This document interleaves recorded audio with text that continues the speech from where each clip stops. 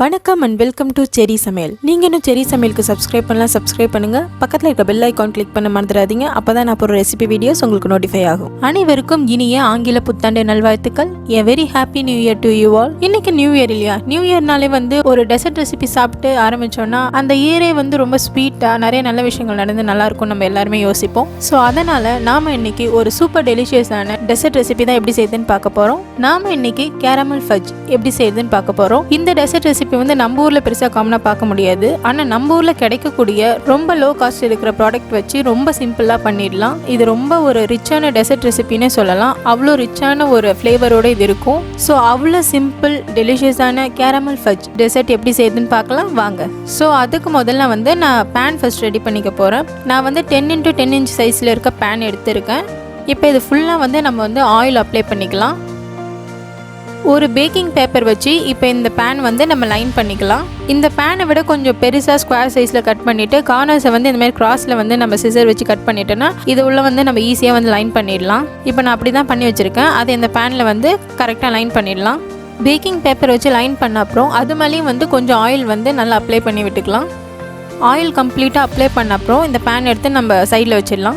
இப்போ ஃபட்ஜ் செய்கிறதுக்கு ஒரு மீடியம் சைஸ் இருக்க சாஸ் பேன் நான் எடுத்திருக்கேன். இது நல்ல ஹெவி பாட்டம் இருக்க பேன். நீங்களும் இந்த மாதிரி ஒரு ஹெவி பாட்டம் இருக்க பேனை எடுத்துக்கோங்க. ஏன்னா இதில் நம்ம கண்டென்ஸ் மில்க் சுகர்லாம் ரெடியூஸ் பண்ணி கேரமலைஸ் பண்ணி பண்ணும் போது அது டக்குன்னு பாட்டம் பேர்ன் ஆகிறதுக்கு வாய்ப்பு இருக்குது. அதனால் நல்ல ஹெவி பாட்டம் இருக்க பேனாக பார்த்து எடுத்துக்கோங்க. இப்போ இந்த சாஸ் பேனில் ஒரு 500 கிராம்ஸ் அளவு இருக்கிற ப்ரௌன் சுகர் சேர்த்துக்கலாம்.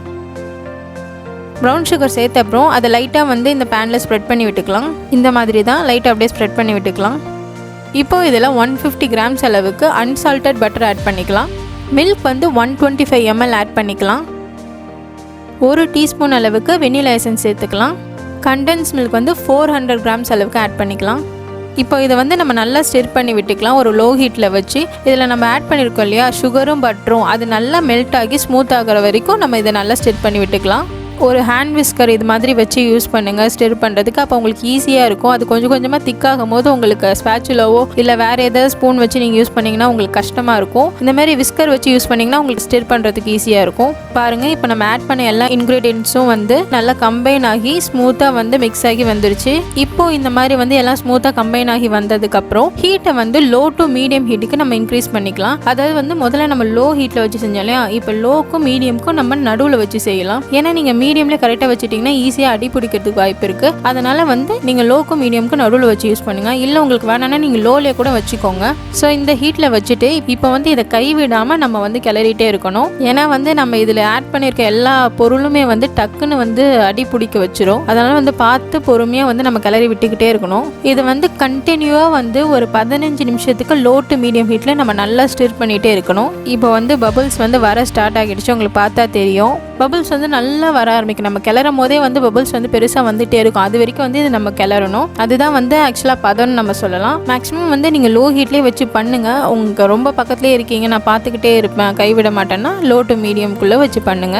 பாருங்க, இப்போ முன்னாடி இருந்ததை விட கொஞ்சம் திக்காகி இருக்கு. பபிள்ஸும் கொஞ்சம் நிறைய வர ஆரம்பிச்சிருக்கு. இன்னும் ஒரு 5 நிமிஷம் நம்ம கண்டினியூவாக ஸ்டிர் பண்ணிட்டு இருந்தோம்னா அந்த கரெக்டான ஸ்டேஜ் வந்துடும். பாருங்க, நான் முன்னாடி சொன்னேன் இல்லையா, நல்லா பபிள்ஸ் வர ஆரம்பிக்கும். நம்ம கிளறுனா கூட அந்த பபிள்ஸ் அதிகமாக வந்துகிட்டே இருக்கும், நல்லா திக்காக இருக்கும்னு சொல்லிட்டு அந்த கன்சிஸ்டன்சி இப்போ வந்துருச்சு. லைட்டாக ஒரு பெட்டரான ஒரு half of the caramel colour நம்மளுக்கு கிடைச்சிருச்சு. இதுக்கு மோஸ்ட்லி 15 to 20 மினிட்ஸ் தான் ஆகும். அந்த ஸ்டேஜ் வந்தோடனே நீங்கள் ஆஃப் பண்ணிடுங்க. ஹீட்டை ஆஃப் பண்ணிட்டு 10 நிமிஷத்துக்கு கைவிடாமல் இதே மாதிரி கிளறிட்டே இருக்கணும். அப்போ தான் நம்மளுக்கு கரெக்டான அந்த ஃபட்ஜோட டெக்ஸ்சர் கிடைக்கும். அப்புறம் கேரமல் கலரும் நம்ம பர்ஃபெக்டாக அச்சீவ் பண்ண முடியும்.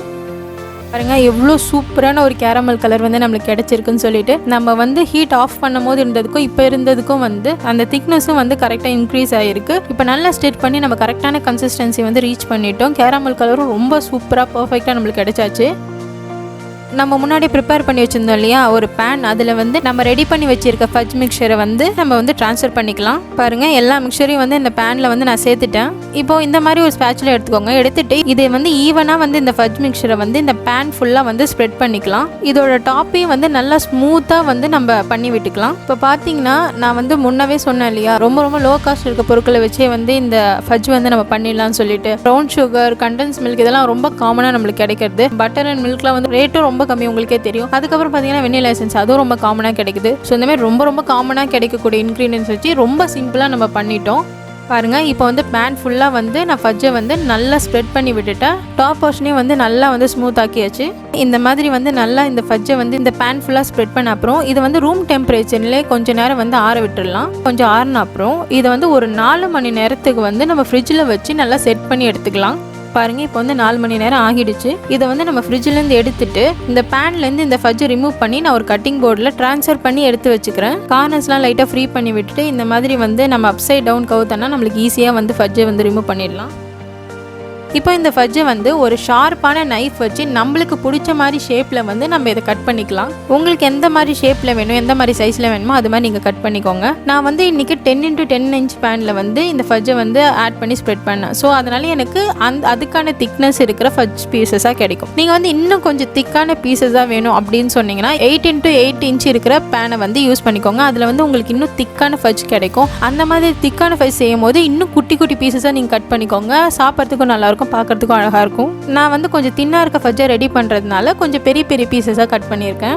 உங்களுக்கு வந்து இதோட சுகர் அளவு வந்து அதிகமாக இருக்குது அப்படின்னு நீங்கள் ஃபீல் பண்ணிங்கன்னா, இப்போ வந்து நான் 500 கிராம்ஸ் ஆஃப் ப்ரௌன் சுகர் சேர்த்துருக்கேன்னா நீங்கள் ஒரு 400லேருந்து 350 கிராம்ஸ் ஆஃப் ப்ரௌன் சுகர் மட்டும் சேர்த்துக்கோங்க. அதே மாதிரி கண்டென்ஸ் மில்க்கும் வந்து ஒரு 300லேருந்து 250 கிராம்ஸ் ஆஃப் கண்டென்ஸ் மில்க் மட்டும் சேர்த்துக்கோங்க. இந்த மாதிரி சேர்த்து நீங்கள் பண்ணலாம். மில்க் வந்து 100 ml சேர்த்துக்கோங்க. பட்டர் ஆனால் நீங்கள் வந்து 150 ml நான் சேர்த்துருக்கேன். நீங்கள் வந்து ஒரு 125 ml சேர்த்துக்கோங்க. ஏன்னா அதுதான் வந்து ஒரு நல்ல ரிச்சான ஒரு கேரமல் ஃப்ளேவர் வந்து இந்த ஃபட்ஜுக்கு தரும். பாருங்கள் எவ்வளோ சூப்பராக எவ்வளோ ஸ்மூத்தாக வந்து நம்மளுக்கு கிடைச்சிருக்கு ஃபட்ஜுன்னு சொல்லிட்டு.